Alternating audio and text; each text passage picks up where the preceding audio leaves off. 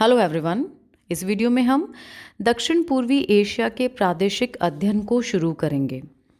देखिए, दक्षिण पूर्वी एशिया एशिया का वृहद प्राकृतिक भौगोलिक प्रदेश है। मैप के अंदर हम इसकी लोकेशन को देखना चाहें तो इस मैप में हम ये देख सकते हैं, ये जो पूरा पोर्शन है, जो कलर्ड कंट्रीज दिखाई गई हैं अलग अलग कलर्स में, ये सारी साउथ ईस्ट एशिया का पार्ट हैं। साउथ ईस्ट एशिया के क्षेत्र की यदि हम बात करें तो साउथ ईस्ट एशिया के क्षेत्र के अंतर्गत चीन के दक्षिण में और भारतीय उपमहाद्वीप के पूर्व में स्थित देश जैसे Myanmar, Thailand, Malaysia, Indonesia, Kampuchea, Laos, Vietnam और फिलीपींस आदि सम्मिलित होते हैं। और दूसरी जो अगर साउथ ईस्ट एशिया की बात करें देशों के अलावा, तो बहुत से अनेक द्वीप समूह भी हम यहाँ पर सम्मिलित हैं। काफ़ी द्वीप आइलैंड कंट्रीज़ जो हैं वो भी साउथ ईस्ट एशिया के अंतर्गत, रीजन के अंतर्गत सम्मिलित हैं। दक्षिण पूर्वी एशिया का क्षेत्र अनेक भौगोलिक एवं सांस्कृतिक विविधता लिए हुए है, किंतु साथ ही यहाँ पर अनेक एकता के तत्व भी विद्यमान हैं। कुछ भौगोलिक विशेषताओं की यदि हम बात करें साउथ ईस्ट एशिया की, तो देखिए, साउथ ईस्ट एशिया द्वीपों और प्रायद्वीपों का प्रदेश है और यहाँ की जलवायु एक और भूमध्य रेखीय है तो दूसरी ओर मानसूनी है। संपूर्ण क्षेत्र उष्ण कटिबंधीय जलवायु वाला प्रदेश है। साउथ ईस्ट एशिया में धरातलीय असमानता हमें अत्यधिक देखने को मिलती है। अनेक पर्वतीय प्रदेशों के साथ नदी घाटियाँ यहाँ पर विद्यमान हैं और साथ ही साथ ज्वालामुखी क्षेत्र भी यहाँ पर हैं। यह क्षेत्र लगभग 50 करोड़ जनसंख्या को आश्रय देता है। इंडोनेशिया और फिलीपींस जो देश हैं वो सर्वाधिक जनसंख्या वाले देश हैं। साउथ ईस्ट एशिया में सामान्य जनसंख्या अगर घनत्व की हम बात करें तो लगभग 110 व्यक्ति प्रति वर्ग किलोमीटर है, लेकिन जो जावा जैसे द्वीप हैं इंडोनेशिया में, वहाँ जो जनसंख्या घनत्व है वो 1000 व्यक्ति प्रति वर्ग किलोमीटर तक हो जाता है। फिर यदि और दूसरी विशेषताओं को यदि हम डिस्कस करना चाहें, हाईलाइट करना चाहें साउथ ईस्ट एशिया में, तो देखिए, साउथ ईस्ट एशिया की अर्थव्यवस्था जो है वो कृषि प्रधान है। वहाँ परंपरागत निर्वाहक कृषि के साथ साथ व्यापारिक बागानी कृषि का भी समुचित विकास हुआ है। और अगर क्रॉप्स की हम बात करें, एग्रीकल्चर प्रोड्यूस की हम बात करें, तो चावल, रबड़, गन्ना और जितने भी स्पाइसेस हैं यानी गरम मसाले हैं, ये इनका जो उत्पादन है वो साउथ ईस्ट एशियन रीजन के अंदर विशेष महत्व रखता है। ये जो साउथ ईस्ट एशियन जो कंट्रीज़ हैं वो सभी विकासशील कंट्रीज़ हैं, डेवलपिंग कंट्रीज़ हैं, जो खुद के संसाधनों के अलावा विदेशी सहयोग से आर्थिक प्रगति में संलग्न है। और अगली और विशेषता के बारे में हम चर्चा करना चाहें तो हम कह सकते हैं कि इस साउथ ईस्ट एशियन जो रीजन है, दक्षिण पूर्वी एशिया का जो प्रदेश है, वहाँ हमें सांस्कृतिक विविधता भी देखने को मिलती है। और यहाँ पर इस क्षेत्र में, इस प्रदेश में बौद्ध एवं इस्लाम धर्म है जो है वो प्रधान धर्म है। राजनीतिक दृष्टि से यदि हम साउथ ईस्ट एशिया की बात करें तो यहाँ के काफ़ी रीजन्स, काफ़ी एरियाज बहुत ही अनस्टेबल कंडीशन में हैं, अस्थिर दशा में हैं। हमें न्यूज़ में कभी वियतनाम, लाओस, कंबोडिया, म्यांमार, इनमें जो इंटरनल डिस्टर्बेंस है, आंतरिक जो अस्थिरता है, वो देखने को हमें यहाँ पर मिल जाती है राजनीतिक रूप से। सामरिक दृष्टि से यदि हम बात करें तो साउथ ईस्ट एशिया बहुत महत्वपूर्ण है। और ये जो कंट्रीज़ हैं, यहाँ की जो लोकेशन है, मैरीटाइम लोकेशन है, और जो पॉलिटिकल कंडीशन है, ये भी अपने आप में बहुत महत्वपूर्ण स्थान रखती है बाकी पूरी एशियन कंट्रीज़ में। तो ये तो हुई बात एक general introduction south east Asia का। अब आपको ध्यान हो गया होगा कौन सी कंट्रीज़ को हम सम्मिलित करते हैं, साथ ही साथ हम जो आइलैंड कंट्रीज़ हैं साउथ ईस्ट एशियन में, उनको भी सम्मिलित करते हैं। आइए अब हम बात करते हैं एशिया की स्थिति एवं विस्तार की, यानी location and extent of south east Asia. देखिए, साउथ ईस्ट एशिया की स्थिति 11 डिग्री दक्षिणी अक्षांश से 28 डिग्री 30 मिनट उत्तरी अक्षांश और 92 डिग्री 10 मिनट पूर्वी देशांतर से 141 डिग्री पूर्वी देशांतर के मध्य है। ये आपको ध्यान रखना है। जो उसकी अक्षांशीय और देशांतरीय स्थिति है, विस्तार है साउथ ईस्ट एशिया का, उसको। भूमध्य रेखा इसके दक्षिणी भाग से और कर्क रेखा उत्तरी क्षेत्र से गुजरती है। इस कारण यह संपूर्ण क्षेत्र उष्ण जलवायु का क्षेत्र है। इस प्रदेश की सीमा, जो उत्तरी सीमा है, वो चीन से मिलती है, जबकि उत्तर पश्चिमी सीमा का कुछ भाग भारत से के साथ है। लोकेशन अगर हम मैप में देखें इसको, तो देखिए ये उत्तरी सीमा, ये चाइना है, और ये वाला जो पार्ट है उत्तर पश्चिमी, ये इंडिया से मिलता है। ओके, तो ये क्लियर हो गया। लोकेशन वाइज रिलेटिव लोकेशन, ये एक्चुअली बेसिकली रिलेटिव लोकेशन कहलाती है, जो हम किसी और अन्य स्थान के संदर्भ में किसी भी चीज़ की जो लोकेशन शो करते हैं वो रिलेटिव लोकेशन कहलाती है। अब और अगर हम लोकेशन की बात, सीमाओं की बात करें, तो बाकी सभी सीमाएं जो हैं, केवल चाइना और इंडियन बाउंड्रीज को देखकर साउथ ईस्ट एशिया की, वो सारी सीमाएं सागरीय हैं, जो हिंद महासागर और प्रशांत महासागर से जुड़ी हैं। दक्षिण पूर्वी एशिया का मुख्य क्षेत्र मैं आपको बता चुकी हूँ। Myanmar, Thailand, Cambodia, Laos, Vietnam और मलेशियन प्रायद्वीप को सम्मिलित करता है, जबकि इंडोनेशिया और फिलीपींस अलग अलग द्वीपों के समूह हैं। तो यदि आपसे पूछा जाए कि दक्षिण पूर्वी एशिया का जो मुख्य भूभाग है, मुख्य क्षेत्र है, वो किन देशों को सम्मिलित करता है, तो Myanmar, Thailand, Cambodia, Laos, Vietnam और मलेशिया को। वहीं अगर हम द्वीपों की बात करें, तो इंडोनेशिया और फिलीपींस द्वीप समूह जो हैं वो south east Asia countries, island countries के अंतर्गत आते हैं। इसके अलावा भी इस संपूर्ण क्षेत्र में अनेक द्वीप हैं। ये इंडोनेशिया और जो फिलीपींस हैं, ये तो बड़े द्वीपों के समूह हैं, लेकिन इनके अलावा भी यहाँ पर अनेक द्वीप हमें देखने को मिल जाएंगे। दूसरी इस क्षेत्र की जो विशेषता है वो ये है कि यहाँ पर हमें अनेक सागर देखने को मिलते हैं इस रीजन के अंतर्गत।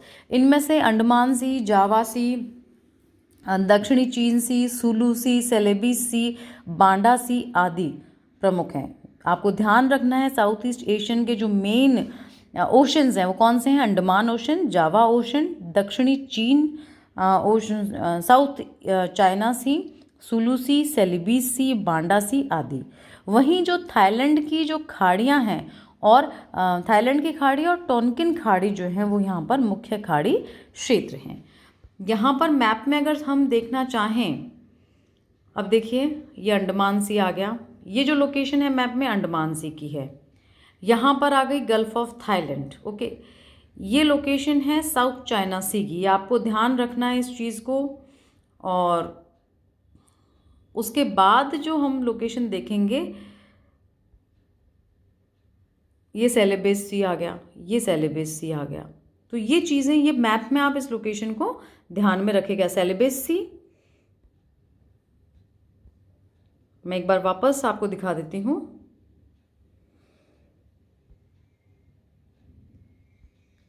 सेलेबस सी का फिलीपाइन सी आ गया, इसके बाद फिलीपाइन सी, ये सेलेबस सी, ये साउथ चाइना सी, और उसके बाद पीछे हम अंडमान सी वगैरह देख चुके हैं। Okay, clear. अब हम बात करते हैं साउथ ईस्ट एशिया के धरातलीय स्वरूप की, यानी रिलीफ फीचर्स के बारे में, उच्चावच के बारे में।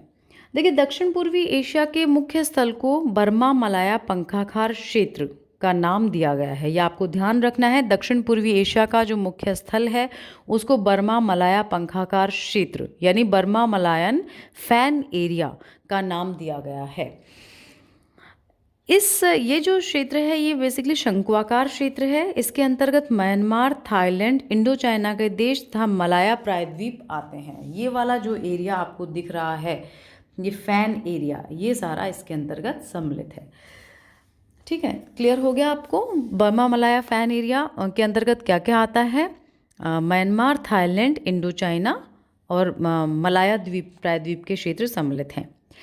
इस क्षेत्र में लंबाकार पर्वत श्रेणियां एवं उनके मध्य नदी घाटियों का विस्तार है। यानी जो पंखाकार क्षेत्र है बर्मा मलायन फैन एरिया, इसके अंतर्गत जो माउंटेन रेंजेस और उसके मध्य जो नदी घाटियां हैं वो उनका विस्तार हमें देखने को मिलता है।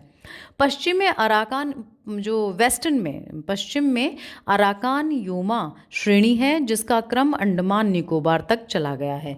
ये अराकान योमा पर्वत श्रेणी जो है, ये आपको इस तरीके से, ये वाला एरिया अराकान योमा पर्वत श्रेणी का है। मध्यवर्ती श्रेणी सीधी मलाया प्रायद्वीप के दक्षिणी भाग तक चली गई है, जबकि पूर्वी श्रेणी इंडोचीन के निकट घुमावदार हो गई है। पर्वत श्रेणियों के मध्य इरावदी, चिंदविन, साल्विन, मेकोंग आदि नदियों की घाटियां स्थित हैं। इस क्षेत्र का पंखाकार स्वरूप इन्हीं श्रेणियों एवं घाटियों से बना है, जिसका केंद्र तिब्बत और दक्षिण पूर्वी छोर है। ये क्षेत्र जो है ये प्राचीन स्थलखंड है और यहाँ की संरचना शेष पर्वतीय क्षेत्रों के समान है। हालांकि इस क्षेत्र में पर्वत निर्माण प्रक्रिया कई युगों में हुई है। शान का पठार और उसका पूर्वी भाग प्राचीन पर्वत निर्माण प्रक्रिया का परिणाम है, जबकि पश्चिमी श्रेणियों का जो उद्भव है, जो वेस्टर्न माउंटेन रेंजेस हैं, उनका जो उद्भव है वो टर्शरी काल में हुआ।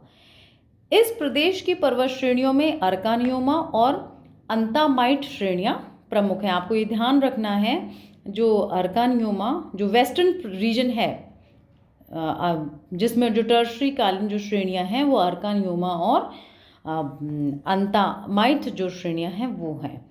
इनमें बहुत सी पर्वत चोटियों की जो ऊंचाई है वो 3300 मीटर से अधिक है। म्यांमार की विक्टोरिया जो चोटी है वो लाओस की भूबिया चोटी के निकट तक फैली है। आपको ध्यान रखना है, विक्टोरिया पीक म्यांमार में है और भूबिया जो पीक है वो लाओस में है। आर्कोनयोमा टर्शरी वलन श्रेणियां हैं। चिंदविन नदी के पूर्व में कुमेन बूम तथा दक्षिण में पंगु योमा की श्रेणियां जो है सीमा निचली श्रेणियां हैं। और अगर हम बात करें ये इनकी हाइट की, तो कंपेयर कर रहे हैं हम किससे, अराकानयोमा से। अन्नामाइट श्रेणी मेकांग नदी के पूर्व में और अंग्रेजी अक्षर एस के आकार में फैली है। ये आपको ध्यान रखना है, कौन सी श्रेणी साउथ ईस्ट एशिया में एस आकार में फैली है, अन्नामाइट श्रेणी। साल्विन और मेकांग नदियों के मध्य प्रायद्वीप की प्रमुख श्रेणी का विस्तार है। प्रत्येक नदी की घाटी दूसरी नदी घाटी से पर्वत श्रेणियों द्वारा पृथक है तथा सभी नदियों का प्राकृतिक विन्यास क्रम लगभग समान है। प्रमुख नदी घाटियां इरावदी, साल्विन, मेकोंग, शोंघाई, चिंदविन नदियों द्वारा निर्मित हैं। पर्वत श्रेणियों और नदी घाटियों के अलावा इस क्षेत्र में पठारी भाग भी स्थित हैं। शान का पठार साल्विन और इरावदी नदियों के मध्य स्थित है। इस पर मुख्यतः परतदार शैलें हैं जो परिवर्तित हो गई हैं, जिन पर जगह जगह पर वलन और भ्रंश के अद्भुत भूस्वरूप हमें देखने को मिलते हैं। कोरात वेदी एक निचला हिस्सा है जो मेनाम और मेकांग नदी मैदान से ऊंचा हो गया है। यानी ये जो पठारी प्रदेश जो हैं साउथ ईस्ट एशिया के, उनमें शान का जो पठार है वो सबसे इम्पॉर्टेंट है। और शान के पठार की अगर लोकेशन की हम बात करें तो वो कहाँ हुई, साल्विन और इरावदी में। फिर हम आते हैं, अगला जो उच्चावच भाग है वो है मलाया प्रायद्वीप। देखिए, मलाया प्रायद्वीप की बात करें हम तो ये एक लंबाकार क्षेत्र है, लॉन्जिट्यूडनल एरिया है, जो शाम की खाड़ी से सिंगापुर तक लगभग 1000 किलोमीटर की लंबाई में विस्तृत है।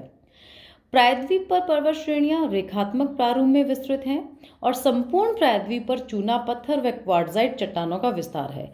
कहीं कहीं पर क्रिटेशियस ग्रेनाइट भी हमें देखने को मिल जाता है। मलाया प्रायद्वीप के बाद हम दूसरे उच्चावच श्रेणी के अंतर्गत आते हैं और वो है सुंडा वेदी यानी सुंडा प्लेटफॉर्म।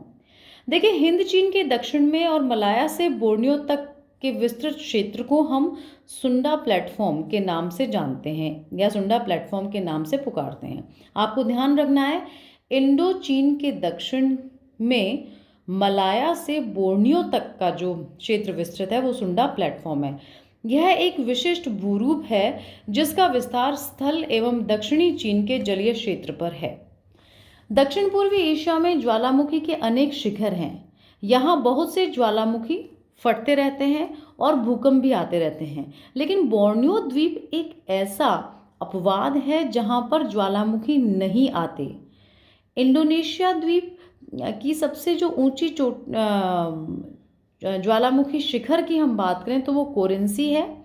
फिलीपींस के ज्वालामुखी जो शिखर हैं वो पिनाटुबो और मेन है इन फिलीपींस में।